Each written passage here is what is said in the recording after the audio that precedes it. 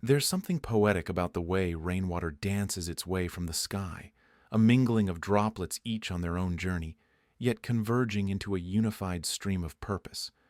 My rain barrel, with its faded green hue, stood just beneath the porch, a quiet testament to my commitment to sustainability.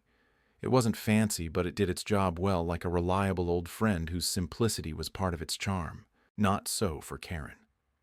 Her gaze, like a laser, zapped across the neighborhood from her pristine white porch, finding fault with everything it touched. And it touched a lot. Karen had opinions, loud, explicit, and often unwelcome. She was like the HOA embodied, a self-appointed guardian of aesthetic standards, who wielded the community rules like a sword and shield. Karen's first move was subtle, almost imperceptible.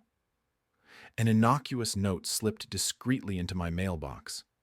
A typed letter, impersonal yet brimming with the sharp scent of disapproval. My rain barrel, she declared, was unattractive. It was a phrase that lingered in my mind, curling around my thoughts like smoke in an enclosed room. Unattractive. A word meant to wither and wound, to prod at insecurities and spur compliance. I remember looking at the barrel, standing there unassuming and oblivious to its newfound notoriety. It captured rain with the kind of devotion Karen reserved for enforcing regulations. I shrugged. A rain barrel was a rain barrel. Function over form, I often mused. But Karen saw it differently. Everything was an extension of self, an outward representation of inner values. I wondered what my barrel said about me. Thrift, sustainability, or perhaps, to Karen, complacency. In the eyes of a storm, one finds stillness. I chose a peaceful response, not out of submission, but a quiet resolve. I opted to paint, not the barrel itself, but the air around it with the colors of my intent. I gathered the HOA meeting minutes, those lifeless documents often ignored after their initial reading.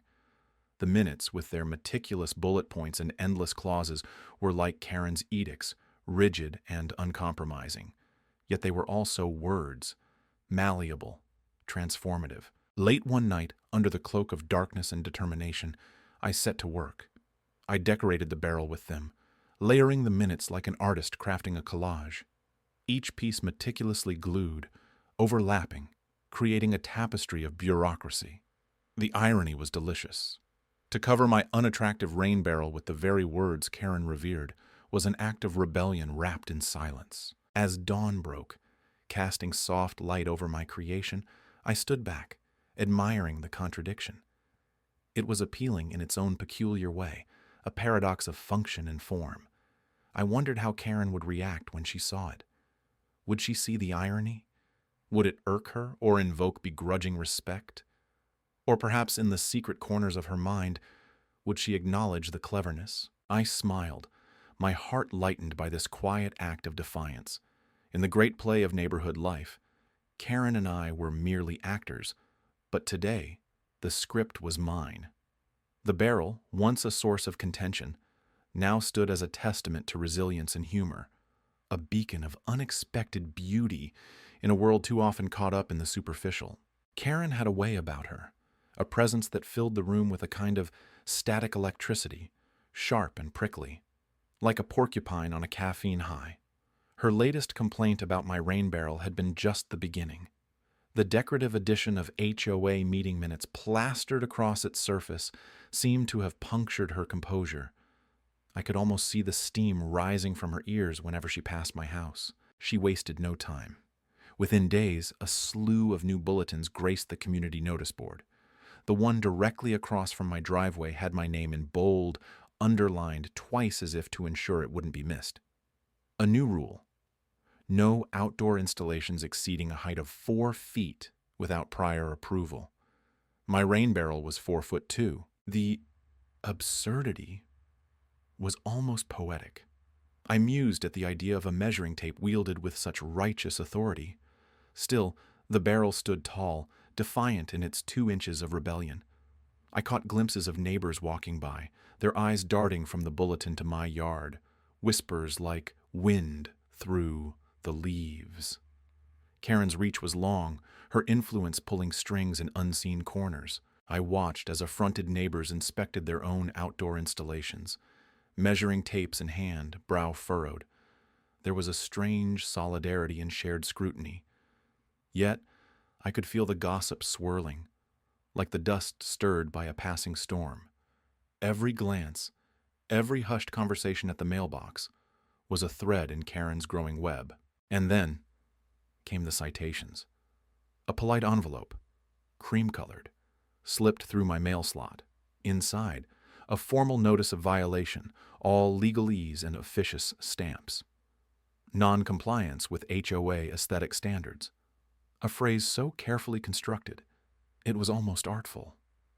I imagined Karen, pen poised like a conductor's baton, orchestrating this symphony of bureaucracy. The irony didn't escape me. My rain barrel, once merely functional, now transformed into a canvas of dissent, had become a symbol. Of what, I wasn't entirely sure. Resistance? Freedom? Perhaps just the stubbornness of someone tired of being told what was beautiful in their own backyard. I let the thought settle, a soothing balm against the frustration brewing within me. Karen's campaign against me had turned into something of a performance, her greatest role yet. I played my part, of course, bowing gracefully to each new decree, collecting citations as if they were postcards from an overzealous traveler, each one a reminder of the world we inhabited, a world governed by those with the loudest voices, the sharpest pens. It was during one of these quiet contemplations, standing on my porch with the latest notice in hand, that I noticed a subtle shift. A figure stood at the edge of my property, shadowed by the setting sun. Recognition bloomed slowly. A neighbor, one of the quieter ones, nodded, in silent camaraderie. A flicker of rebellion in those downcast eyes, an unspoken acknowledgement. Karen might have been the storm, but I wasn't weathering it alone. The bulletin board, much like Karen's persistence, was unyielding. It groaned under the weight of her proclamations, yet I wondered how long it could stand before the community tired of such relentless oversight. In the stillness of the evening, I could almost hear the murmurs of discontent, a low hum beneath the surface, the first tremors of change. And so, the rain barrel remained, standing as a sentinel against the absurdity, draped in the very words meant to control it, a monument to quiet defiance. Under the fading autumn light, my rain barrel stood as a silent sentinel of rebellion. Each sheet of HOA meeting minutes pasted to its surface fluttered like confessions caught in the breeze. Karen's words, once wielded like a judge's gavel, now danced in the wind, stripped of their power and pretension. I watched from my porch, sipping tea, the steam mingling with the crisp evening air. It began innocuously enough. A curious glance from Mrs. Peabody next door, her gaze lingering as she retrieved her mail. Her eyes traced the collage, and I could sense the flicker of recognition, the spark of a shared grievance. She paused, shifted the weight of her parcels, and ambled closer, as if drawn by an invisible thread. Throughout the neighborhood, word of my peculiar art installation spread like whispers in a library. Residents ambled by, pretending to be absorbed in mundane tasks, but their eyes betrayed them, darting towards the rain barrel like moths to a flame. Each visitor left with a piece of the story, carried away like seeds on the wind, planting dissent in the fertile soil of communal discontent. Karen, of course, was the last to notice, or perhaps the last to admit she had. Her morning walks, once confident and brisk, now veered conspicuously away from my property. Yet, the inevitability of our confrontation loomed, a storm cloud on the horizon. The day she finally approached, the air seemed to tighten, charged with anticipation. Her heels clicked sharply on the pavement, a metronome counting down to a reckoning. She stopped at the edge of my lawn, the usual mask of superiority slipping ever so slightly. Silence wrapped around us, a thick, palpable thing. I could feel her eyes burning into me, demanding acknowledgement, an explanation, perhaps even an apology. I offered none. Instead, I allowed the pause to stretch, the tension to rise like steam from my forgotten cup of tea. Finally, she broke the silence, her voice a strained whisper, barely audible over the rustling leaves. "Do you think this is funny?" I let her words hang in the air, considered their weight, their implication. In the back of my mind, I catalogued the irony, the delicious reversal of power. Was it funny? Perhaps not in the traditional sense, but there was a satisfaction, a sense of justice in the absurdity of it all. In the days that followed, the neighborhood seemed to breathe a different air. Conversations, once stifled under the watchful eye of the HOA, began to bloom, tentative at first, then more boldly. Neighbors exchanged stories of grievances and frustrations, shared over fences and driveways like contraband. Karen's reign as the arbiter of taste and decorum began to falter, her voice less authoritative, her influence waning like the autumn sun.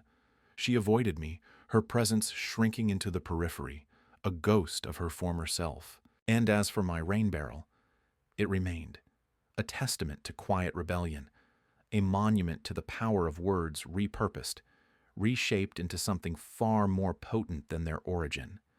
A simple rain barrel, now a canvas of collective defiance, stood unyielding against the winds of conformity, firmly rooted in the soil of our small revolution. Under the washed-out morning light, the neighborhood exhaled, shedding the remnants of last night's storm. The air was a cocktail of damp earth and renewed promise, as though sensing the shift beneath the surface. I stood at my window, watching dew cling to the grass with the tenacity of bygone grievances. Today was the day of reckoning.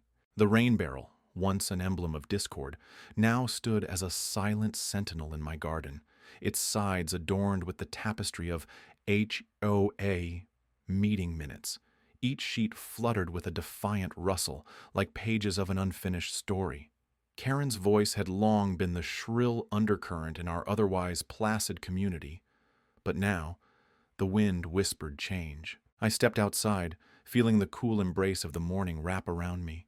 Neighbors emerged from their homes, drawn by an unspoken call. A gathering was forming, not in the sterile confines of the HOA hall, but here, amidst the open space where whispers and secrets knew no bounds.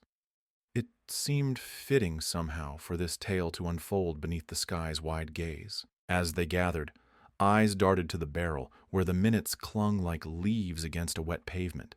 Each paper was a record of whispered complaints, passive-aggressive suggestions, and Karen's relentless pursuit of aesthetic perfection. But now, those documents were more than just ink and paper. They were a testament to change, a reflection of our shared weariness. Karen arrived, fashionably late, as if orchestrating her own grand entrance. Her heels clicked against the pavement with the precision of a metronome, marking her approach. She paused before the rain barrel, her lips pursed in that familiar line that bridged irritation and incredulity.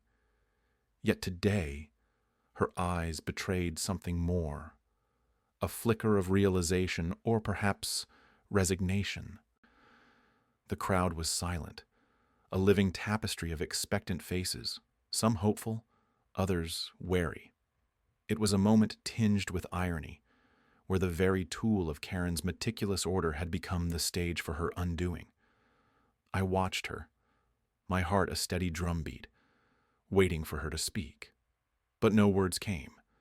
Instead, her gaze fell, acknowledging the futility of her reign. In that quiet resignation, the community found its voice. Conversations ignited, a low murmur of shared stories and laughter. It was a gentle rebellion, an unspoken agreement to reclaim our narrative, to sideline the tyranny of trivial aesthetics for the vibrancy of genuine connection. I felt a warmth spread through me, a quiet contentment that came from knowing that sometimes the simplest acts of defiance could unfurl into profound change. The rain barrel, once a source of contention, now stood as a symbol of our small revolution, a reminder that beauty often lay in the unexpected, the imperfect. As the gathering dissolved, neighbors lingered, their exchanges softer now, threads weaving a stronger tapestry. And in the fading light of day, as Karen turned away, her figure receding into the shadows of her own making, I knew that our story was not one of revenge, but of restoration. The community was whole again, its heart beating stronger for having been tested. And as I lingered in the garden, the rain barrel standing proudly by my side, I realized that this was not an end, but a beginning, a new chapter, written by us all.